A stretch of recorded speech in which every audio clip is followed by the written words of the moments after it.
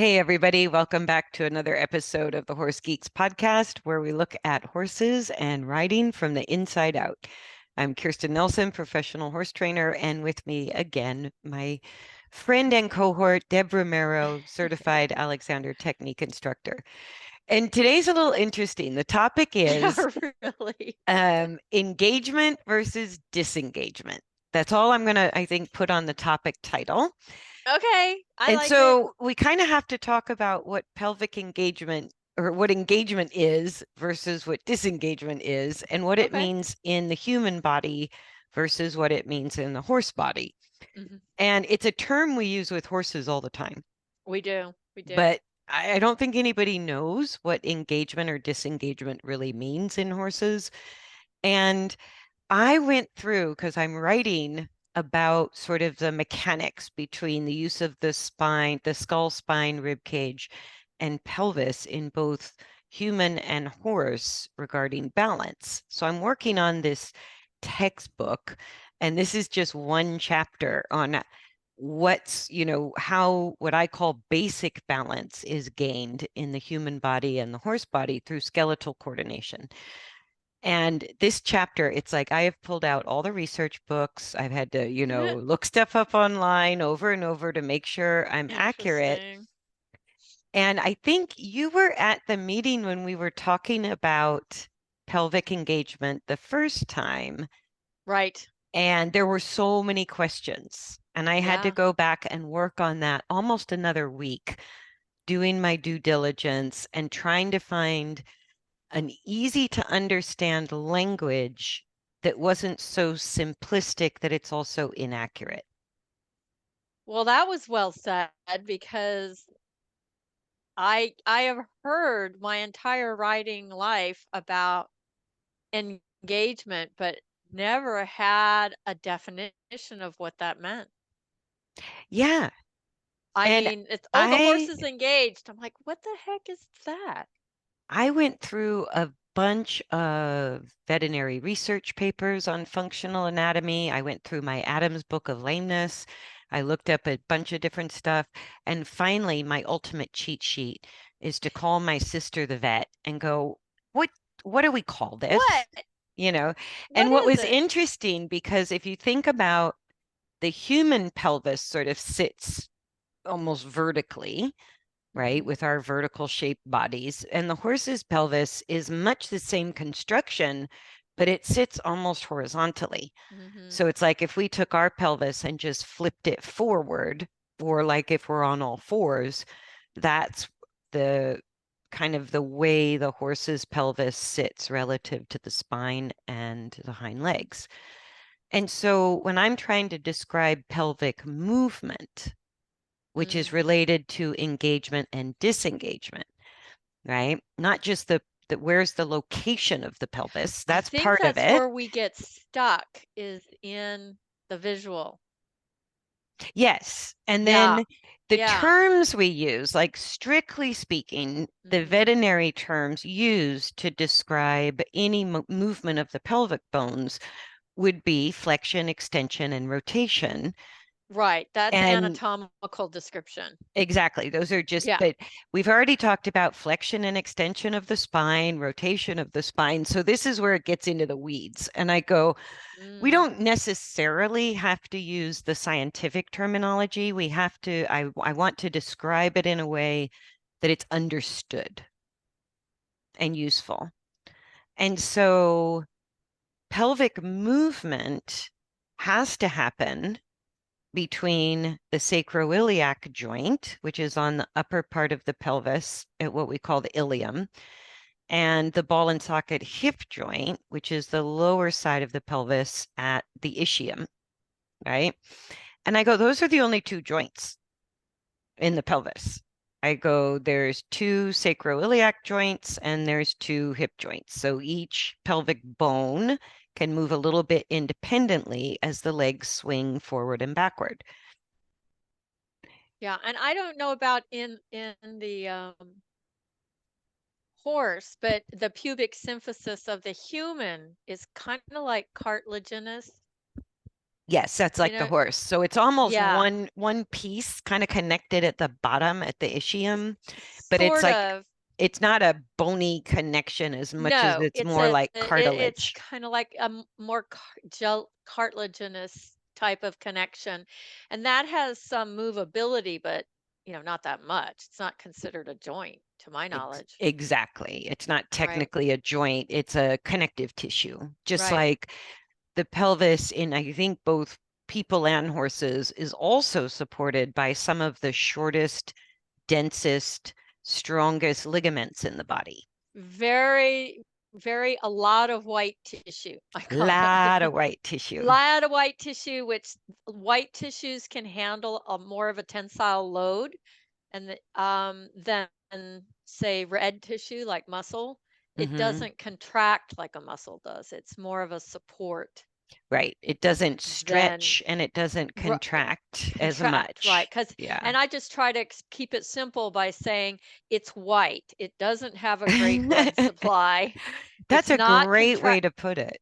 Yeah, if it's red tissue, it's got a lot of blood going to it. It can contract and expand, contract and relax. But the white tissue is more of a structural tenside loading tissue. Mm, It can handle a more tensile load, but it doesn't really have a whole lot of stretchability. right. It's going to snap. Right. Right. Yeah, so Exactly. that's what tears, at the ligament, joint, or bone connection. Those they call those evulsion fractures, where the tendon actually has too much tendon or ligament has too much of a load, and it pulls off a piece of the bone when and that's called a fracture. Yeah. And I've seen that with Mm, suspensory ligaments in horses that can happen on the that makes hock, sense. That on the makes sense hock. because the tensile load of that. Yeah, so that's the difference. Yeah. And so even when I refer to the rider, I started using the terms because if we talk about the use of the pelvis versus just the Mm, sort of geographical location in the skeleton, if we're talking about the function of it and the use of it, I really do prefer the terms engaged and disengaged because okay. I go an engaged pelvis, whether it's human or horse, is for generating power and managing forces of motion. It kind of does both. At the same time, it also acts as a base of support for the spine, the rib cage, and the head. So it really plays a couple of important roles. And if we look even at the horse's spine, so like the skull's a different shape, the spinal bones are slightly different shapes, but basically we have a skull, we have a cervical portion of the spine, which is the neck. We have the thoracic portion of the spine, which attaches to the ribs. We have the lumbar portion of the spine, which is sort of just the supported by core muscles and not really bony connections. But then the sacrum under the lumbar, the sacrum is jointed to the pelvis. Right. And that's the sacroiliac joint because it's on the iliac portion of the Hmm. pelvis. Hmm. And Yeah. so how does that work in humans? Is it a joint? Is it a gliding joint like it is in horses where and it's almost a joint in horses that's not meant to move, even Oh, well, though it's that's an interesting way to put it because I explain it as being like two tectonic plates. And if you yes. think about that, if I have heard people that, my SI is out, whatever that means, it could be so excruciating if it is even a millimeter. There's no laxicity in it. There's no give in it. It's shearing kind of in a human. It's the same in a horse. And Yeah. so it basically, the pictures I've seen of it in a horse is almost like two kind of oval shaped discs with one type of cartilage on one side and only a very slightly different type of cartilage on Hmm. the other side that creates sort of a stabilizing friction effect. Right. And even if it moved if it moved within a healthy range of motion, we're talking 100th of a millimeter. Yeah, it's Something not like that. It's much. It's just not so much. little. And I And think that's hard. It's a challenge for people to understand because they call it a joint. And if we yes, associate it with other working joints that we're very aware of, we might have a misconception of what it really is. no, I like the tectonic plate image because Yeah, two very powerful things kind of helping each other out. stabilizing on each other, Yeah, basically. yeah, Yeah. So these big pelvic bones that are supported with lots of that white tissue, you call it, all these strong, yes. tense, strong, dense ligaments, Hmm. that's supporting the bones of the pelvis as well as sort of the muscles and all of that fascia around the lumbar coming into the pelvis is sort of supporting the stability of the sacrum. So Yeah. that sacrum to iliac crest of the pelvis, where that joins, is now how I would define engagement of the pelvis. If that joint is really stable to the point, or that connection between the sacrum and the pelvis is stabilized, then the bones of the pelvis aren't shifting left, right, forward, back. They're kind of stabilized. And that's what I Now would is call I'm trying to engagement. I don't know what the sacrum of a horse looks like. I can only pick. Is it like a human's? It's like a triangle Yeah.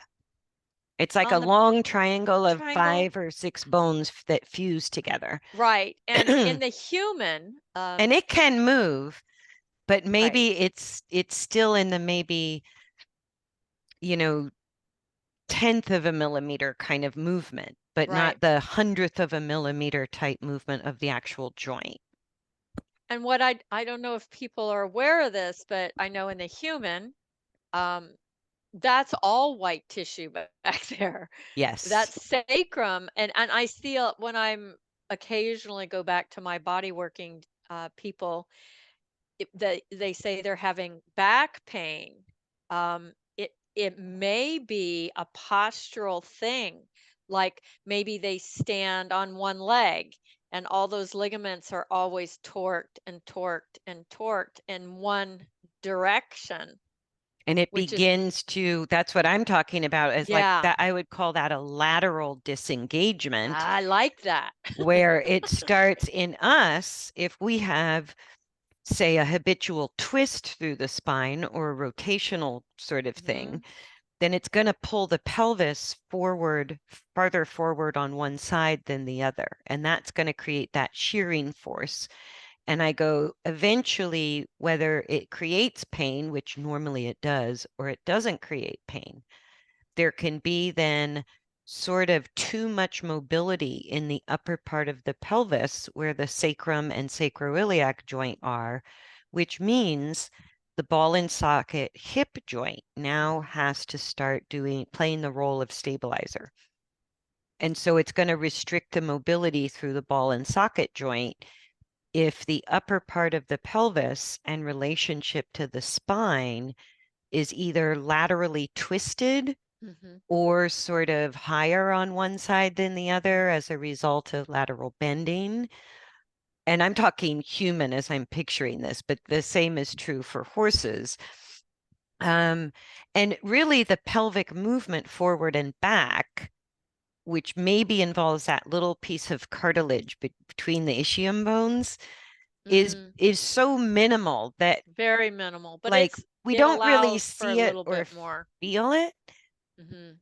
But as the hip joint extends, that's where our leg goes behind us for pushing force for forward motion. And so the And pelvis can move a tiny, tiny bit forward and back with the hip joint, but it's really the work of the hip joint more than it is movement of the pelvis that moves the legs forward and back.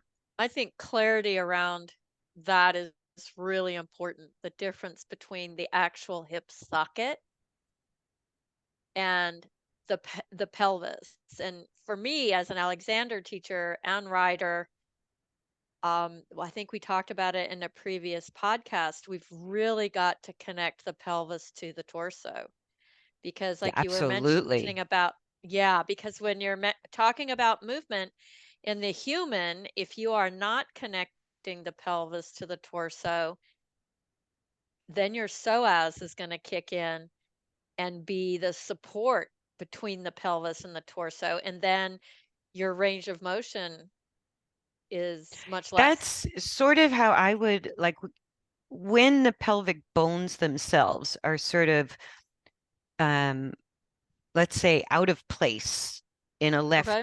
left to right direction. I would call that a lateral disengagement. And then what you're talking about too is if in the human, if our pelvis is sort of tipped forward or too far backward, and in the horse, it's more if the pelvis sort of tips forward It's more more than of a problem. backwards, Right. then what that's going to do is like challenge the stability of the sacroiliac joint, which means hip joint lock, please, which is going That'll be the stabilizer. The psoas will kick in and and lock it'll the hip say, joint. well, if you're not going to Mhm. stabilize it properly, the body's going to step in and do it. Yeah. Yeah. So the mobility through the hip joint is, which directly influences the forward and back swing of our legs and the forward Mhm. and back swing of our horse's hind legs. That is directly influenced by, we could say, the freedom or the mobility through the hip joint. But you can only get that freedom and mobility through the hip joint if the sacroiliac joint and the upper part of the pelvis and sacrum are incredibly stable. I think that's really important to clarify the difference between stability, what's supposed to be stable and Hmm. secure, and what is meant for movement. I think we talked about that. Well, and that is Mobility and stability. all of balance in Yeah, a nutshell. And exactly. understanding correct mechanical function is really understanding what parts of the body are intended to maintain stability and what part of the bodies are intended for mobility. Exactly.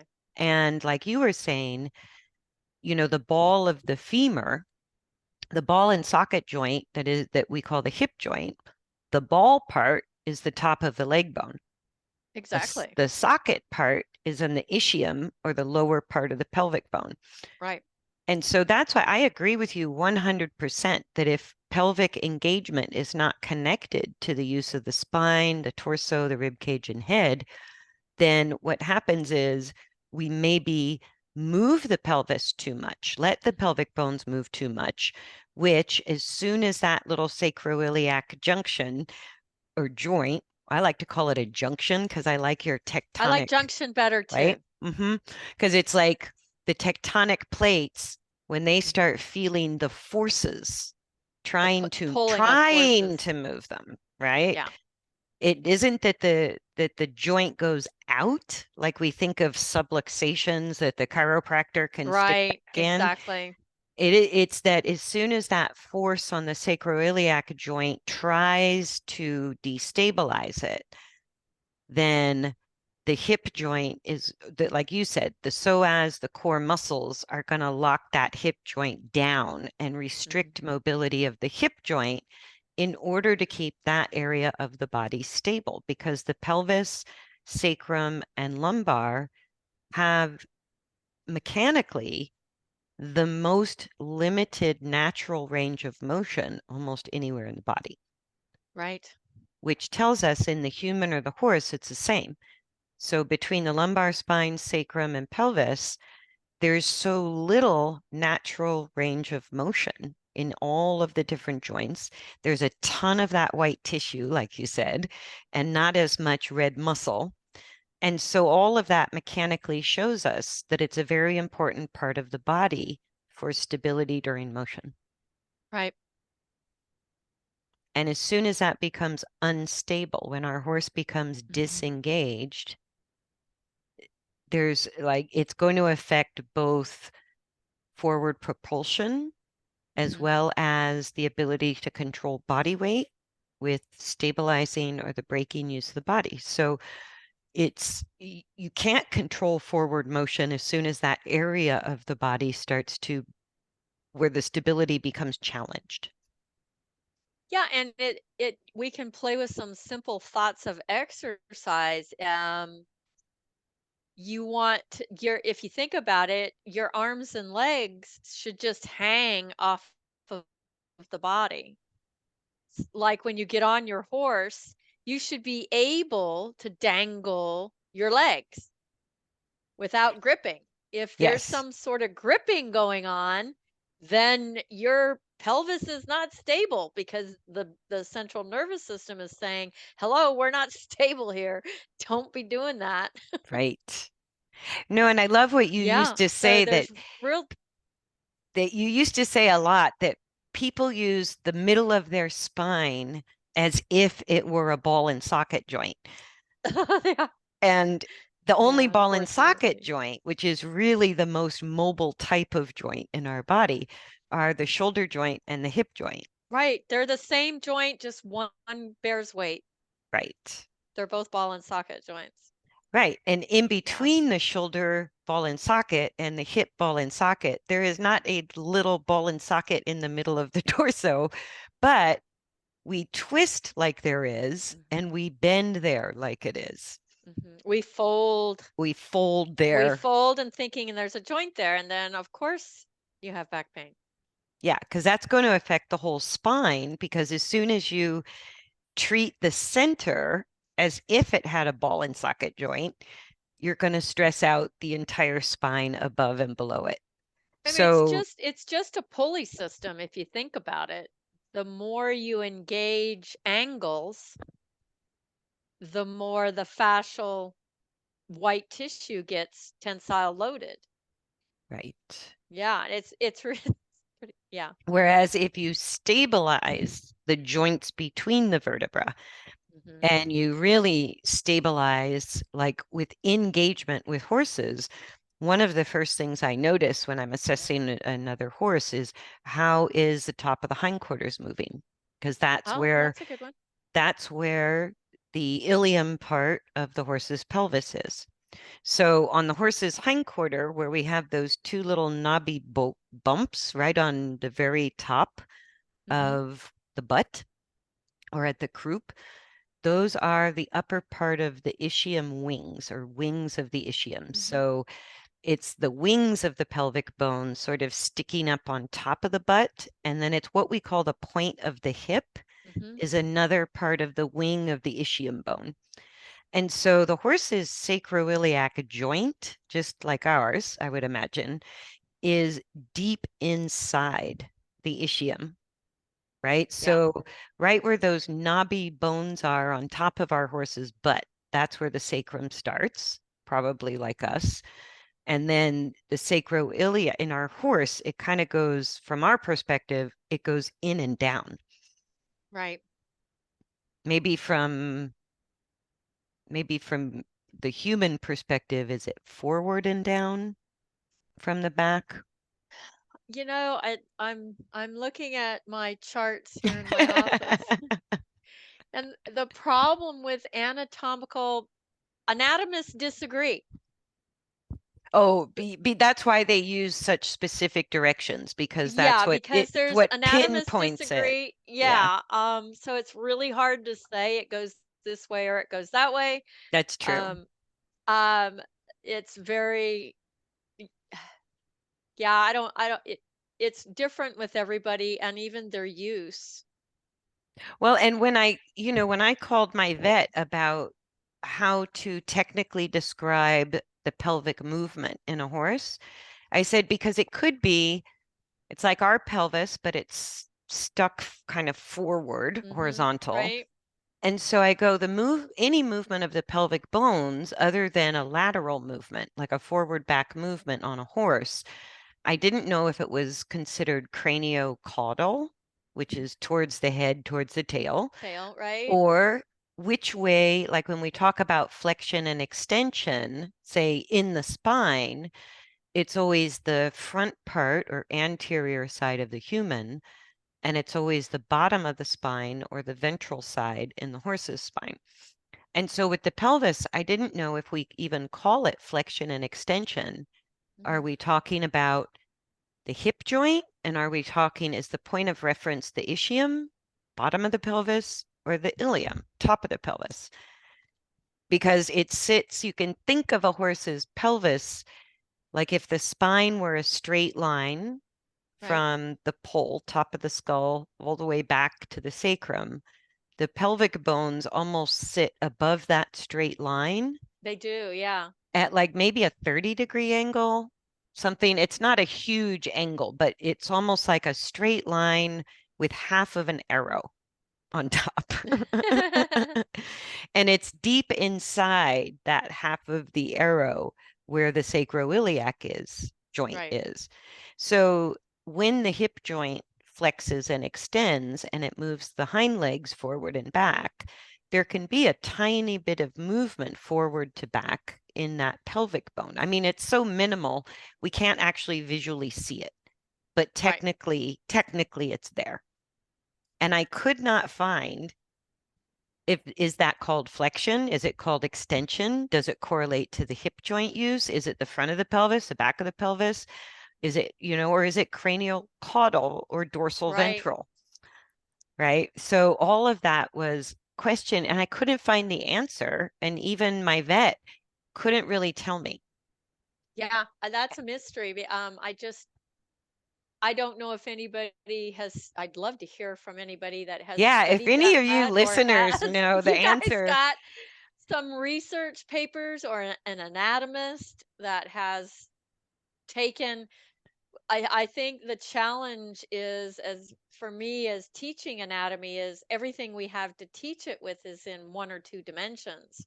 Where yeah. when we start talking about movement, that's a whole different, there's no rules. Well, You and know? that's why I went more to the functional side of it. Yeah. And I go, the functional side of it is the job of the pelvis is to stabilize the lower spine, but all the way up to the upper spine, rib cage, and head, and equalize support, stability, and equal use of the legs, pushing forward and not falling over, and pushing forward and not falling over. So breaking So, and pushing, which is common language right, that we use anyway. I don't know about anybody else, but we do right. breaking and pushing. And so, in order to get hip joint mobility, so during the pushing phase, where propulsion is the foot acting against ground force, right? That involves use of the back muscles, use of the pelvis, use of the hip joint, and movement of the legs. So in the pushing phase, right, the locomotory fibers of the muscle are active. The hip joint, the upper part of the pelvis, needs to remain stable, which is what frees up the hip joint for Exactly. the backward placement of the leg during the pushing phase. Right. And then, like, even if we're walking, I tell people just walk up and down some stairs and you'll feel it, Mhm. or a hill, right? It's the foot in front of us that's actually in the braking phase. That's a good So way to put it. let's say Yeah. if our right foot is pushing backwards, our left foot is on the ground resisting. Right. And not only resisting the force of the propulsion, but resisting our own body weight so we don't land on our face, Right.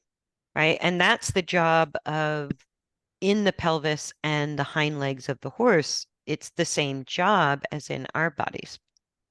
It's just, it gets really confusing when we have to start explaining directions of movement and how much here and how little there because the pelvis is at a different kind of angle than our pelvis is.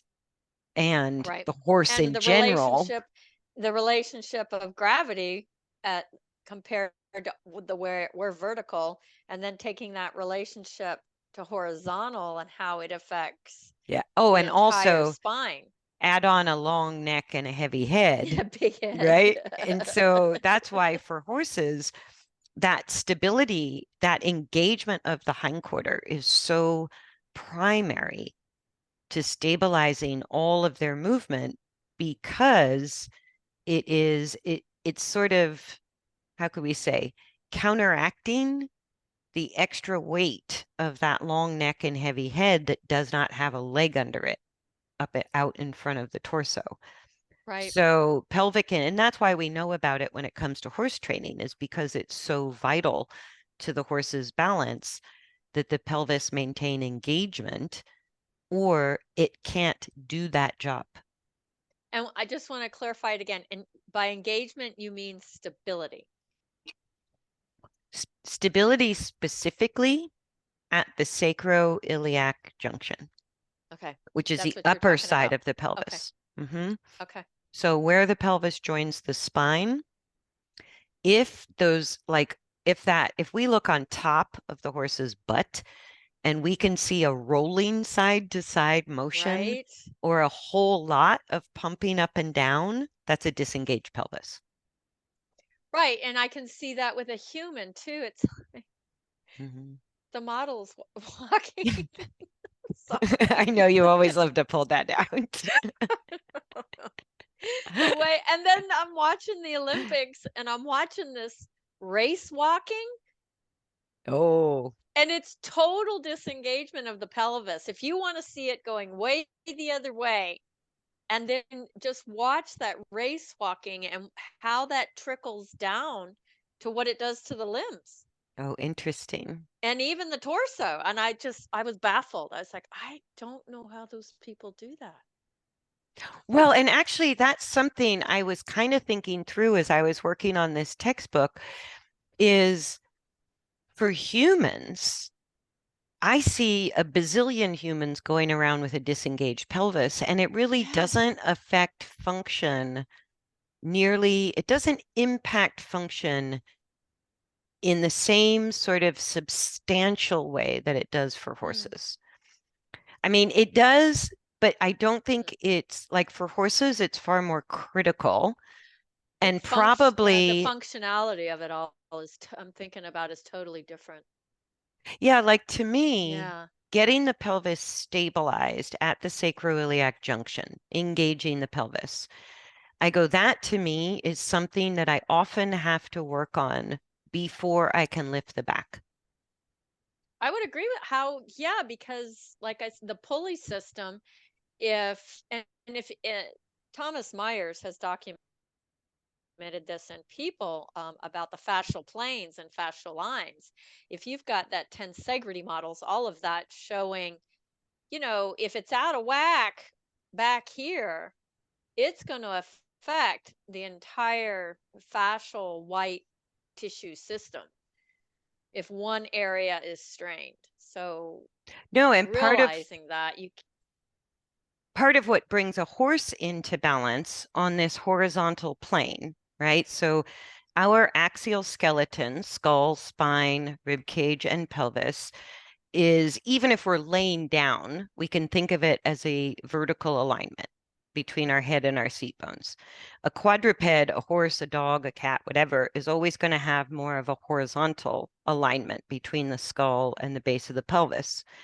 And so for horses, without pelvic engagement, they cannot resist or control even their own body weight. So when the leg pushes and they move, if they can't resist their own body weight or stabilize those forces of motion, then it sort of keeps traveling forward through the pelvis and the spine and overloads the front end because they the fall on their mass, face. Yeah. well, the mass of their neck and head is a little bit of a challenge. It's like they, it's only the stability through the back, increasing spinal flexion and maintaining pelvic engagement that does alleviate the weight from the front legs.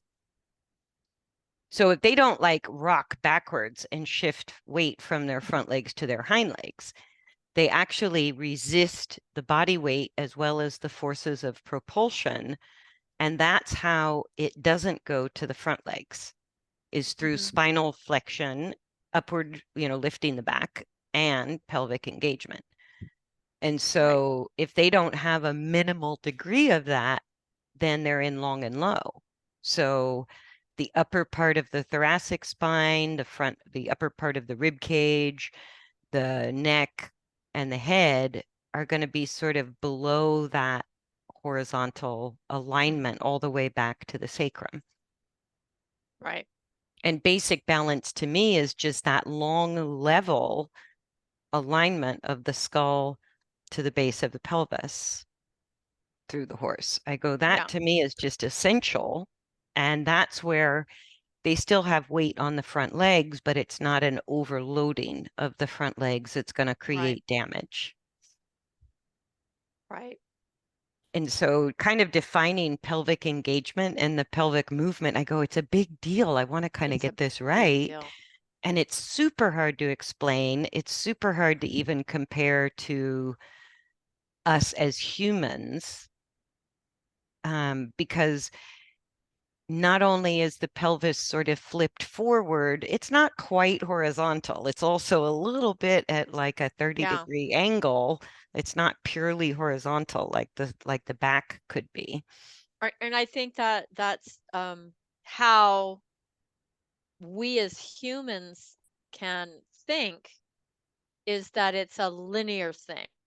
And it's not a linear thing. I mean, we can teach anatomy that way, just placement of things where they are. But when we go adding the movement piece, it completely changes, because as one of all of my great teachers have told me, when I maybe give them a client and say, well, the client does this, this, this, and this, what should I do? It And they usually, depends. it depends. It's like, that's not helping me. I know. Same thing with horses and horse training. It Yeah, depends. it depends. I can't say that ABC equals D for this horse or this person. No, It's, but we can have the principles of it. And what I find so yeah, fascinating is when the mechanics are right, there's not a single straight line through the entire body, but there are very stable straight lines of force. yes, and that's And different. I go, that's different. Huge.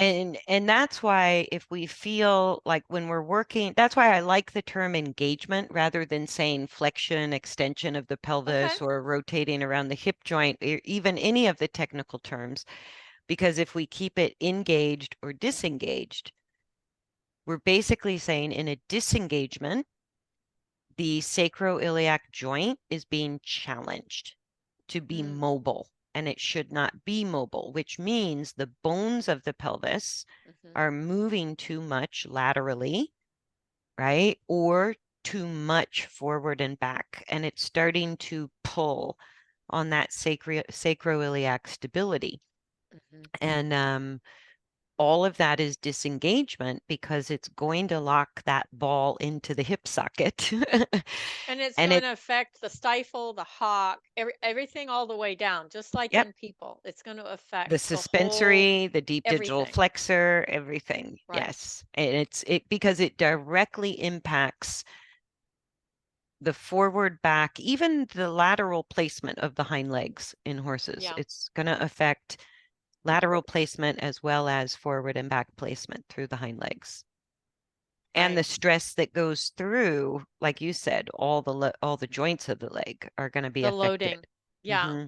All of So, that. And it's just pure physics. It really is. yeah. Yeah. If the head, neck, back, and pelvis, I say this all the time, and so do you. If the head, neck, back, and pelvis are not stable and where they're supposed to be, it's going to affect the limbs. It's going to affect function the Yeah, because furthest away from the body. if the central line of force between the skull and seat bones is not stable, and we could think of it as three lines of force, there's kind of a vertical, lateral, horizontal piece to a three-dimensional body, Right.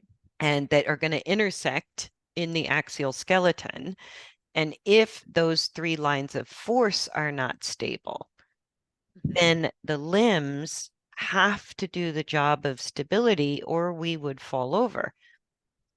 So like another part of writing this textbook is I go, well, how do I define dysfunction in a general That's a way? good one. And I went, dysfunction is when the parts of the body designed for mobility are doing the job of stability, which means the parts of the body intended for stability are too mobile. And I love that. I love that is that. a big picture of Yeah. all dysfunction. And the other picture I give people that explains that completely is somebody with a walker. Yep, using You an outside, well, that gets into lack of self-carriage, which is sort of the long-term effect of not being stable in the parts that are meant to be stable exactly and right. mobile in the parts that are meant to be mobile. And Yep. even if you look throughout the spine, there's not a huge range of motion in any of the vertebral joints. There's not a huge range of motion even in the rib attachment to the spine. Very minimal range of motion. There's almost no range of motion in the sacroiliac joint. And even like the hip joint and the shoulder joint are where you begin to have a larger natural range of motion. And then when you get into the joints of the limbs, compared to the joints of the central of the spine or the pelvis, I go, that's where you find mobility. That's where you Right. find a greater natural range of motion. Yeah. And what's coming to mind when you're saying all this is the reason the spine is supposed to be stable is it holds your spinal cord and your I know. central nervous system. It's like kind of like, if you lose that, your arm really doesn't matter. Yeah, because you won't be moving. Yeah. You won't be So, moving. Yeah. I exactly. know. And that was a big like, oh, duh. That I sort of had to write down again in this textbook. I was like, the reason there is this lack of mobility in throughout the axial skeleton is because it protects the brain, the spinal cord, Mhm. and the vital organs. I go, Right. those are all really important parts of the body. So Yep. that's where we have the most limited range of bony movement.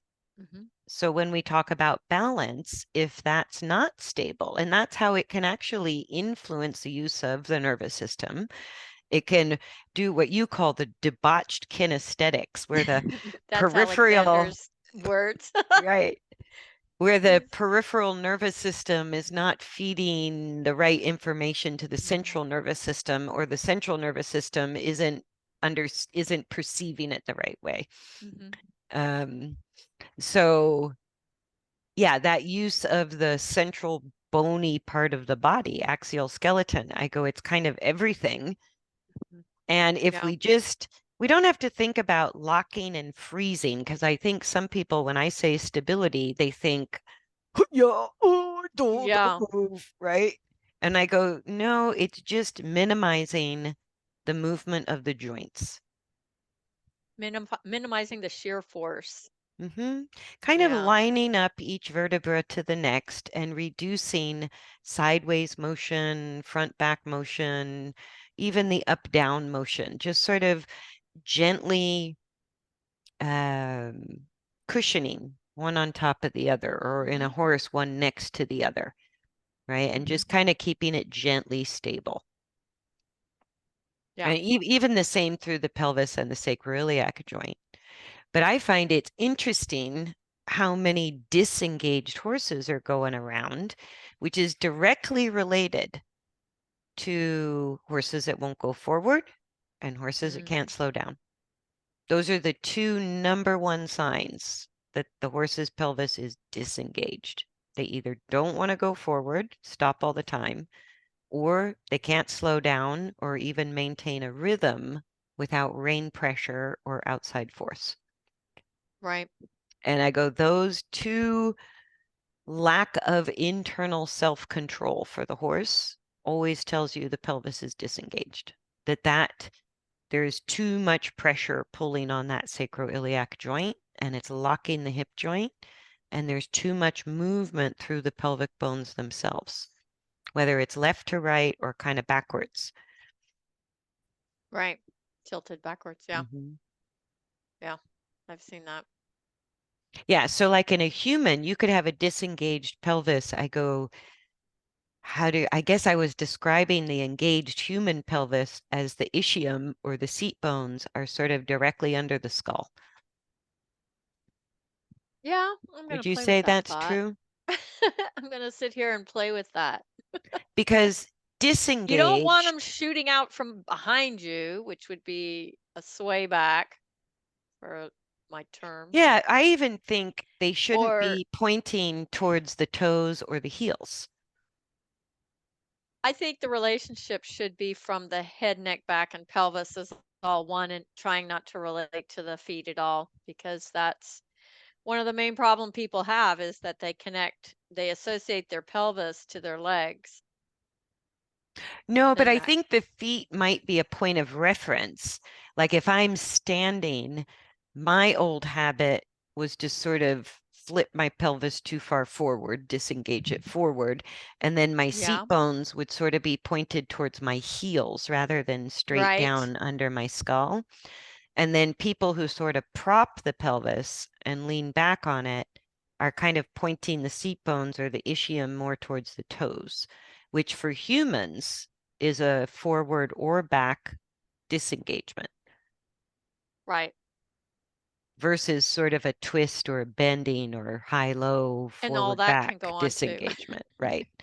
we're And it we're can all keeping it happen at pretty the same simple. time. Yeah, I've seen But I think until we break torquing. it down, I don't think people realize that when they look at their horse, if you watch your horse walking down a straight line and one side of the hindquarters is higher than the other on a straight line, that's a laterally disengaged pelvis. Right. And it's not that uncommon. No, it's not. Or if you watch your horse walk down a straight line, kind of, put yourself behind the tail and have somebody walk the horse straight away from you. If there's a lot of side to side rolling of the pelvis, that's also a disengaged pelvis. It's too unstable to be engaged. And then from maybe a side view, or actually, whenever the horse drops their back, whenever they push the spine downward, that sacrum is going with it. And Right. it's gonna have a downward force on that sacroiliac joint, which again is going to kind of push the front of the pelvis or pull the front of the pelvis down a bit and lift up the seat bones or the ischium towards the horse's tail. So you get like a flat croup. You get a Right. Or flatness what across I the I butt. can when I see that, it seems like the horses spend more time in extension with the leg out behind them Oh yeah, because in that particular stress, and than that's what coming underneath them. I call it a backwards disengagement Okay. because what it does if the sacroiliac joint is stressed sort of from the sacrum pushing downward on it, Hmm. it's going to cause that hip joint to go into extension, which places the horse's hind legs way behind the torso. Right. And then they're going to stabilize there because that hip joint can't easily go into flexion, Come back which, into flexion. Yeah. which is what puts the hind legs closer to the And center of the torso. because you've got the rotation of the pelvis, there's no way that that leg can come back and swing underneath. Exactly. It's restricted through the hip joint and through the sacroiliac joint. Yeah. And so that's why dropping the back always disengages the horse's hindquarters. Has to. Right. But that is what I call a backwards disengagement Okay. versus either one high side, one low side across the pelvis, or a pelvis that rocks left to right would be a lateral disengagement. Hmm. But people don't even know there can be different types of disengagement. And I go, of course there can. It's a Right. body. It has three dimensions. Yeah, and I think that's the biggest takeaway for me, is that it's not a linear thing whatsoever. And it's not a visualizing it as an anatomical still skeleton. Once it's put into motion, is what tells you the truth. Yes. Yeah. And I go, it's not the hind legs, like the hind legs of the horse. That's just what everybody looks at, I go, that's the last piece of the puzzle that's It being totally directed. is. But people just like sort of shortening the reins and trying to pull the head and neck up to get the back to lift. Good luck with that. You can't engage the pelvis by pushing the hind legs forward. Yeah, let me know how that works. Yeah, that doesn't work. And so I've seen these contraptions that are restricting the backwards direction of the hind legs, right? So it's like a saddle pad you put on Wow. with a big band that goes behind the horse's legs so that they can't push backwards. But then they're asking the horse to rush faster. And I go, well, that would happen during the backwards part of the leg movement. Right. So you can't restrict it and ask for it at the same time. No. Like that's not fair. But it's like that sort of encouragement of pushing the hind legs forward.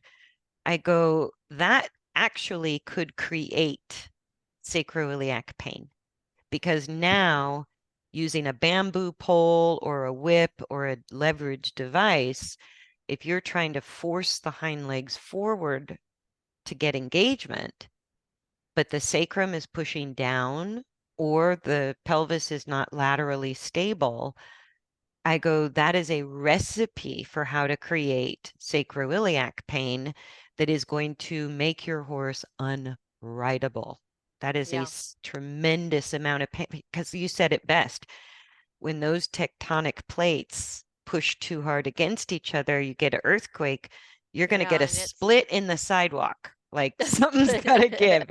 You're going to get a split in the road. It is not happy. Yeah, it's excruciatingly painful, and it doesn't, like you said, it doesn't move very far.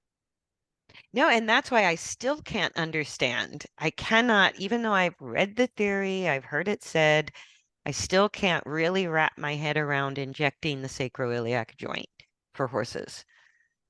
I go, I don't get Well, I don't it. like injections, period. I don't So, either, but yeah. injections are like, it's supposed to help where you've lost synovial fluid. It's supposed to help with viscosity and comfort and Mhm. inflammation so that the joint can sort of have its range of motion again. But I go, you don't want to increase the range of motion in the sacroiliac joint, so why are you injecting it? And nobody's been able to answer that question to my satisfaction. I go, the thing that kind of comes close is they go, we're going to reduce inflammation. And Okay, and I go, that's but cool. But if couldn't you you use don't, NSAIDs? Like, or if you, and I think, and that's a whole nother podcast about pain, but um, you've got to get to correct movement. Otherwise, you're not going to make an improvement. no, because every single stride is recreating the inflammation. Yeah. Yeah. Yeah. So how are you going to inject it and get any pain relief if the movement itself is creating the pain? Yep. Good luck. Bam. So I go, I'm all for giving them Equiox or Previcox or, a course of Butte or something that works for that horse as far as a general anti-inflammatory or general joint support, something like Yeah. that. But I go, not only My that, th but the sacroiliac joint on the horse, I go, you can't get there without ultrasound, and you better be pretty good on the ultrasound to even get near that joint without doing more damage. That would be Mhm. very tricky business. Right. And so I just think, I see, and when something comes up like that, for me, I want to know the why. me too. I don't want to just Absolutely. treat it. I want to Yes. know the why and the How did it how get did like we get this? here? How did Right. we get here? And I've No, but asked, then even if the vet says, well, your has been disengaged for years, what does that mean to the owner who now has a horse with SI pain? And that's what we right, call it, by the way. That's what it means is sacroiliac joint, technically SIJ, but we sort of all call it the SI joint. right. But like you said, boom, two tectonic plates that really should not move. Not like we think a joint should move. Right. Yeah. Yeah. Cool. Anything else you want to add? But Nope, I that was fun. I was super happy because I've always avoided a little bit talking about pelvic engagement because it is so to Yeah, describe it I'm open to accurately. yeah, I'm open to exploring it and seeing what Because if else we is out don't have there. a good working knowledge of We what it don't at means all. at all, Mm-mm. and to just say, like, there's so many people thinking, oh, if my horse is tracking up, he must be engaged. And I go, no, maybe the front legs are not getting off the ground because your horse is so heavy on the forehand. Did you ever think of that? Exactly. Right? Or the more I make my horse go faster into the resistance of the bit, the more my horse engages and lifts the back. And I go, not if the pushing phase It's is not working. exceeding, is Yeah. creating instability Hmm. through the pelvis or a backwards disengagement.